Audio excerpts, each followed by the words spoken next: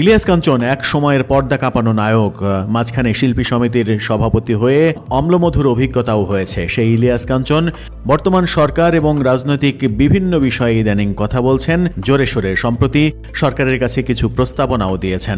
এই সরকার ফেল মানে আমাদেরও ফেল, এমনটা মন্তব্য করলেন এবার ইলিয়াস কাঞ্চন। কয়েকদিন ধরে এই ঘটনাটা ঘটছে। বিভিন্ন স্কুল কলেজে শিক্ষার্থীরা সংঘর্ষে জড়াচ্ছেন। একদিন আগে পুরান ঢাকার 2 কলেজের সংঘর্ষে আতঙ্ক ছড়িয়ে পড়ে, ধ্বংসস্তূপে পরিণত হয় কলেজগুলো।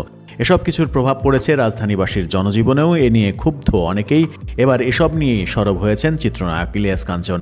কলেজ শিক্ষার্থীদের মধ্যে চলমান সংঘর্ষ নিয়ে আইনশৃঙ্খলা রক্ষাকারী বাহিনী ও সরকারের সংশ্লিষ্ট বিভাগের অবস্থান নিয়ে উষ্মা প্রকাশ করেন ইলিয়াস কাঞ্চন।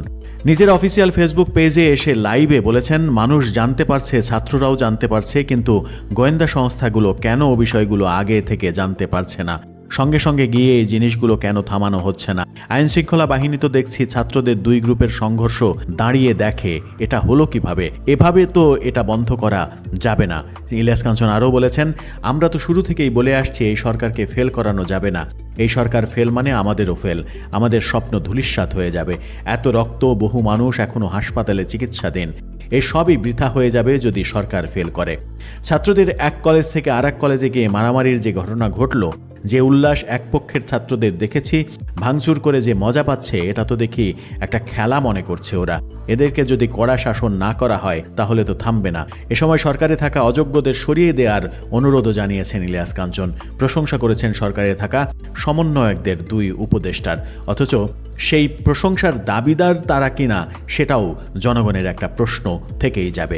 সরকারের উদ্দেশ্যে ইলিয়াস কাঞ্চন বলেছেন, যারা অযোগ্য আছে তাদের সরিয়ে দেওয়াই উচিত হবে, তাদের বদলে নতুন লোক নেন। 2 সমন্বয়ক যারা উপদেষ্টা আছেন তারা তো সব ঠিকঠাক করছেন, তারা তো ঘুমাতেও পারছেন না।